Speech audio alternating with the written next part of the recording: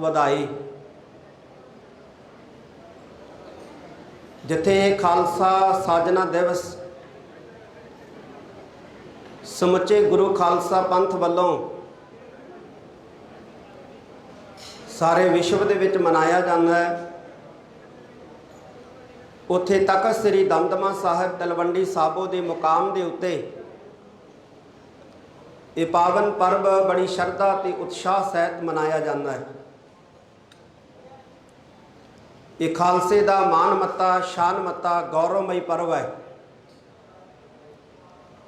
और इस वैसाखी के पुरब नूं मनाउण की शुरुआत गोइंदवाल साहिब की धरती के उत्ते दीन दुनिया के वाली धन धन साहिब श्री गुरु अमरदास जी महाराज ने प्रारंभ की सी। गुरु काल दे विच जिथे भी गुरु साहिबान का विश्राम हुंदा सी, पड़ाव हुंदा सी, वैसाखी आउंदी सी, उत्थे ही इस पर्व नूं बड़ी श्रद्धा ते उत्साह सहित मनाया जाता सी। 1999 नूं वैसाखी दा पर्व जिहड़ा है बड़ी श्रद्धा ते उत्साह सहित धन गुरु गोबिंद सिंह पातशाह जी की अगवाई दे विच मनाया जाना सी। 2-3 महीने पहलों ही सिख संगतां नूं सद्दा पत्र जिहड़े भेज दिते गए कि इस वार वैसाखी के मौके के उत्ते संगत दूरों दूरों चल के गुरु के पावन पवित्र अस्थान श्री आनंदपुर साहिब की पावन धरती के उत्ते हाजिर होवे। हज़ारां दा इकट्ठ होया। वैसाखी वाले दिन हज़ारां दे इकट्ठ दे विच धन गुरु गोबिंद सिंह महाराज ने 5 प्यारियां की चोण की। 5 प्यारियां ने सीस भेंट किते। धन गुरु गोबिंद सिंह महाराज ने अज के दिन 1699 नूं श्री आनंदपुर साहिब की पावन धरती के उत्ते खंडे बाटे की पहल तैयार करके पहलों 5 प्यारे साहिबान नूं छकाई, फिर 5 प्यारे साहिबान के पासों आप अमृत की दात प्राप्त की।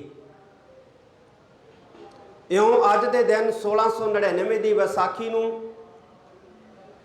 खालसे की साजना अकाल पुरख वाहिगुरु की मौज दे विच धन गुरु गोबिंद सिंह महाराज ने की और उदों तो असी इस वैसाखी के पुरब नूं खालसा साजना दिवस के रूप दे विच मनाउंदे हां। 1706 दे विच जदों धन गुरु गोबिंद सिंह महाराज इस अस्थान के उत्ते सभाईमान सन, उस वक्त भी जदों वैसाखी का पुरब आया तो तख्त श्री दमदमा साहिब तलवंडी साबो के स्थान के उत्ते हज़ारां की तादाद विच सिख संगत जिहड़ी सी तख्त श्री दमदमा साहिब तलवंडी साबो के मुकाम के उत्ते पहुंची। और यह भी इतफाक है कि उस वक्त भी एक महामारी जिहड़ी है इस इलाके दे विच फैली हुई सी ते धन गुरु गोबिंद सिंह पातशाह जी ने यह आदेश किया कि जिहड़ा भी तख्त श्री दमदमा साहिब तलवंडी साबो के मुकाम के उत्ते पहुँच के खंडे बाटे की पहल छक के मनो तनो नाम बाणी दे नाल जुड़ेगा, उसनूं ये बीमारी पो नहीं सकेगी। तो साडा इतिहास दसदा है कि मालवे की धरती तो हज़ारां सिखां ने इस अस्थान के उत्ते पहुँच के अज के दिन 1706 नूं धन गुरु गोबिंद सिंह पातशाह जी की अगवाई दे विच तैयार होए खंडे बाटे की पहल नूं छकिया। अज के दिन ही खंडे बाटे की पहल नूं छक के भाई डल्ला जिहड़े सी सहित परिवार भाई डल सिंह होए। वड्डी तादाद विच इस अस्थान के उत्ते धन गुरु गोबिंद सिंह महाराज ने वैसाखी का पर्व जिहड़ा सी 1706 दे विच मनाया सी और मालवे नूं गुरु का मालवा कह के बख्शिशां कीतियां सी, सन्मान दिता सी। और उदों तो लैके अज तक हर साल ही इस अस्थान के उत्ते खालसा साजना दिवस वैसाखी का पर्व बड़ी शरधा भावना ते उत्साह के सहित मनाया जाता है। पहला मालवे का इकट्ठ हुंदा सी, हुण दुनिया भर के सिख तख्त श्री दमदमा साहिब के मुकाम के उत्ते आके खालसा साजना दिवस के पर्व नूं जिहड़ा शरधा ते उत्साह सहित मनाउंदे है। साध संगत जी, आप तख्त श्री दमदमा साहिब तलवंडी साबो के मुकाम के उत्ते हाज़र होए हो। आप जी नूं जिथे जी आया नूं उत्थे बहुत बहुत बहुत बहुत आप सारी संगत नूं मुबारकां। अज जिथे असीं खालसा साजना दिवस मना रहे हैं, उत्थे असीं बहुत सारियां चुनौतियां का भी सामना कर रहे हैं। साडे सामने बहुत सारियां चुनौतियां जिहड़ियां ने दरपेश ने। जिथे महामारी का मुकाबला असीं कर रहे हैं, उत्थे असीं अपनी किसानी नूं बचाउण दा यतन कर रहे हैं। आर्थिक तौर पर अपने आप नूं खुशहाल रखण दा यतन कर रहे हैं, क्योंकि जिहड़ियां कौमां जिहड़े परिवार आर्थिक तौर पर टुट जाते हैं ना,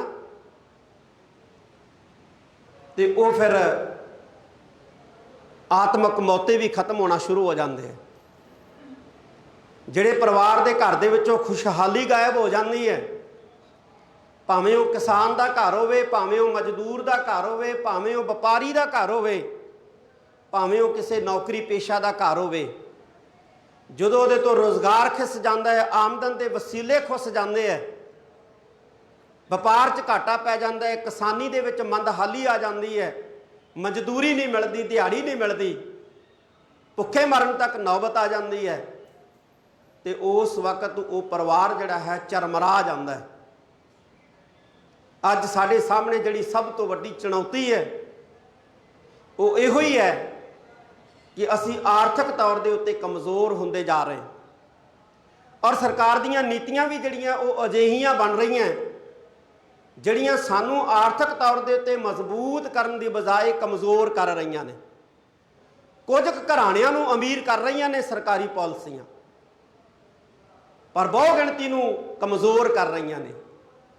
इहो ही कारण है कि असी अज अपने आर्थिक वसीलियां नू बचाउण वास्ते, असी अपने घरां दे विच खुशहाली नू बरकरार रखण वास्ते जद्दोजहद करते पे हैं।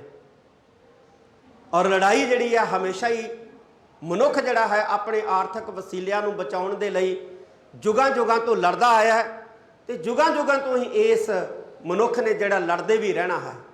अपने परिवार लई, अपनी नौकरी लई, अपने व्यापार लई, अपनी जमीन लई, अपने बच्चों नू रोटी खवाउण दे लई हर प्राणी संसार का संघर्ष करता है।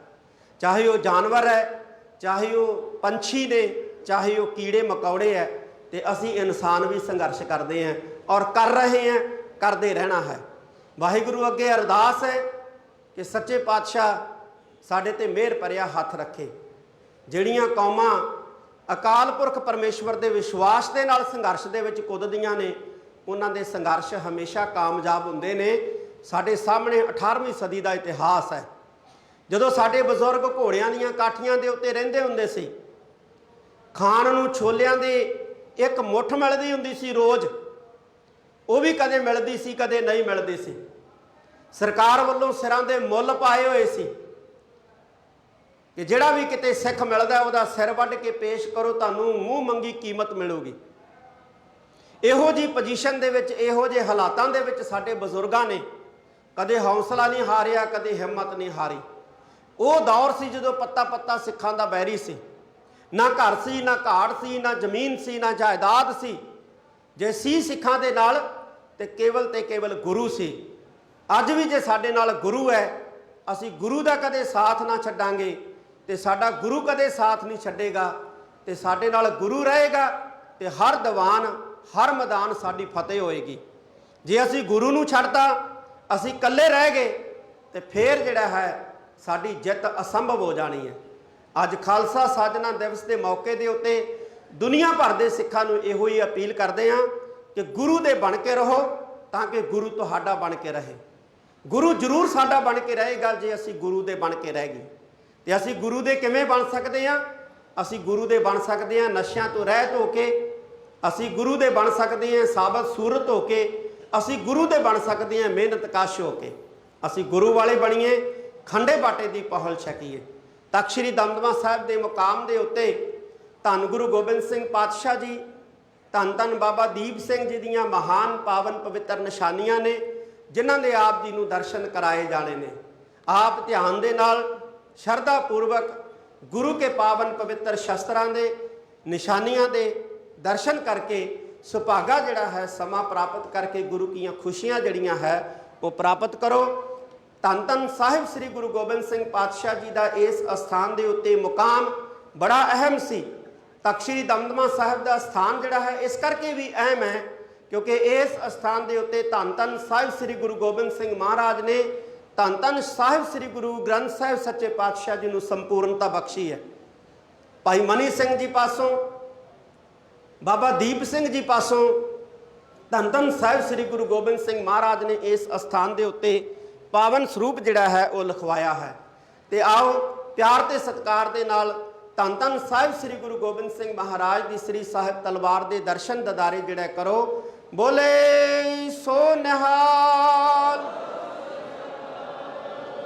ये जिहड़ी श्री साहिब जी आप दर्शन कर रहे हो ये धन धन साहिब श्री गुरु गोबिंद सिंह महाराज के गात्रे दी है। धन धन साहिब श्री गुरु गोबिंद सिंह महाराज उस तो पहला मीरी पीरी के मालक श्री गुरु हरगोबिंद साहिब सच्चे पातशाह ने मीरी ते पीरी दियां दो तलवारां जिहड़ियां है वो धारण करके खालसे के अंदर धर्म ते राजनीति, देग ते तेग, संत ते सिपाही के संकल्प नूं जिहड़ा है वो प्रकाशित किया सी। धन गुरु गोबिंद सिंह महाराज हमेशा ही सिखां नूं उपदेश दिया करते सी कि ऐ सिखो कदे भी शस्त्र तो रहत होकर जिहड़ा है वो नहीं विचरना है। इथों तक महाराज ने वचन कीते सी कि बिना शस्त्र के सिंह दिवो ना दिदारे। बिना शस्त्रां तो और बिना केसां तो कोई सिख जिहड़ा है वो सानू दीदार करन साडा जिहड़ा है वो ना आवे। ये धन गुरु गोबिंद सिंह महाराज के गात्रे की श्री साहिब है जिस ते आप सारी संगत जिहड़े है वो दर्शन कर रहे हो।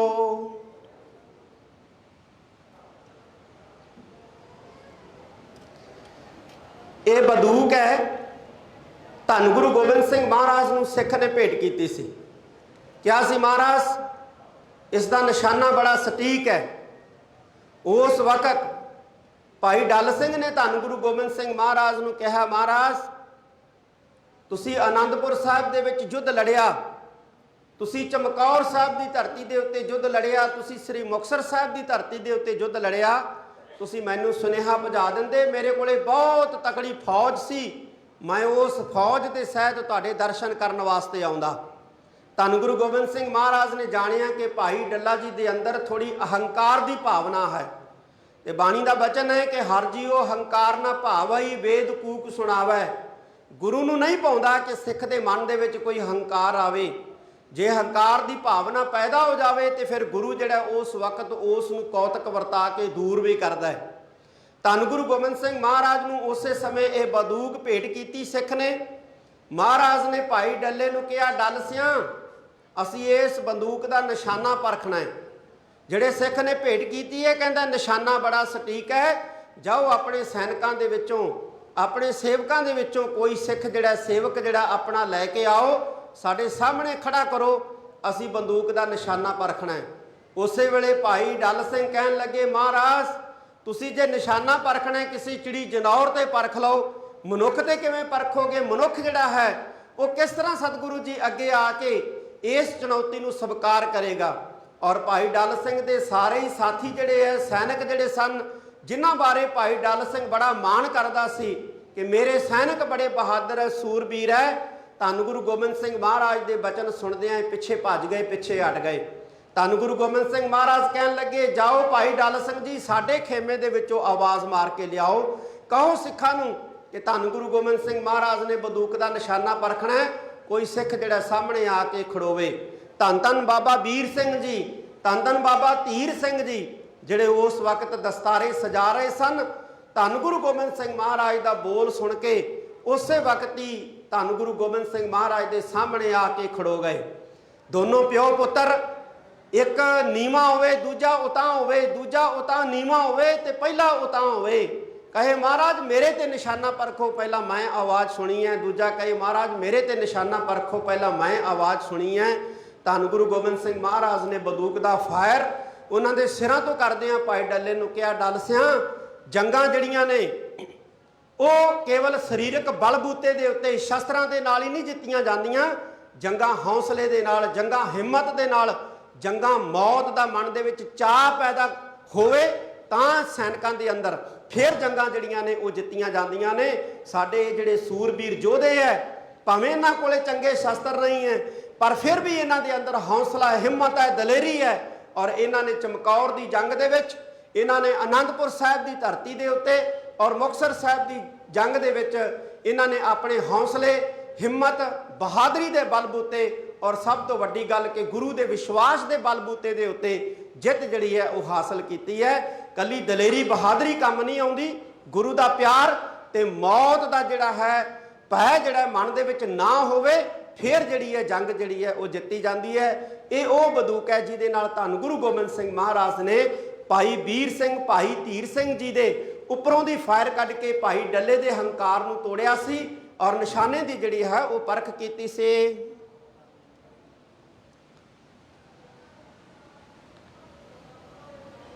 ये मोहर है साध संगत जी, पंज सत्कार ते अदब दे पात्र साडे तखत है।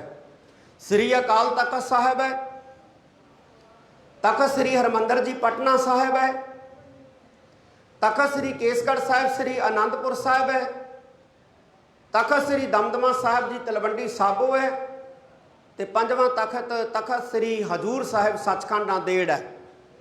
पर यह भी तखत श्री दमदमा साहिब नूं मान प्राप्त है कि मोहर जिहड़ी है, तखत की मोहर जिहड़ी है वो केवल ते केवल तखत श्री दमदमा साहिब के स्थान के उत्ते सभायमान है, जिहदे ते लिखिया अकाल सहाय जगह गुरु गोबिंद सिंह जी की तखत श्री दमदमा साहिब।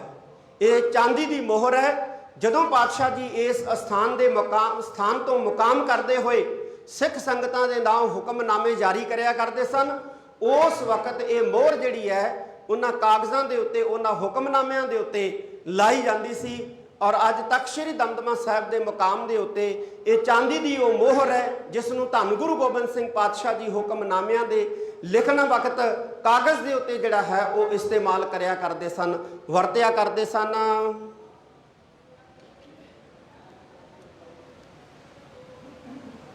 ये तेगा अमर शहीद धन धन बाबा दीप सिंह जी के गात्रे का है। इस तखत के उत्ते धन धन बाबा दीप सिंह जी ने 50 साल तो वध समा सेवा की है।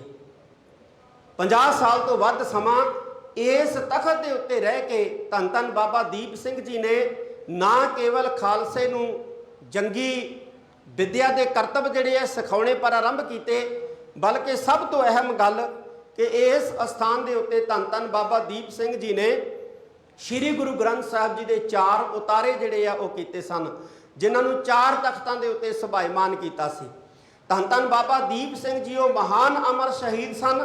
जदों इस स्थान के उत्ते धन धन बाबा दीप सिंह जी नूं पता लग्या कि दुरानी दे करिंदियां ने सचखंड श्री हरमंदर साहिब जी की बेअदबी कर दी है, तो इस स्थान तो ही धन धन बाबा दीप सिंह जी ने खंडे दे नाल लकीर खिंची और सिखां नूं कहा कि भाई वो साडे नाल तुरन वास्ते तैयार होवे जिन्होंने मौत का भय नहीं है।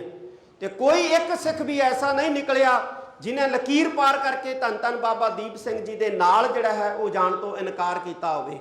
सारे दे सारे सिख सूरबीर योधे जिहड़े सन इस तखत श्री दमदमा साहिब तलवंडी साबो की पावन धरती तो धन धन बाबा दीप सिंह जी के नाल सचखंड श्री हरमंदर साहिब जी की बेहुरमती का बदला लैण वास्ते तुरे।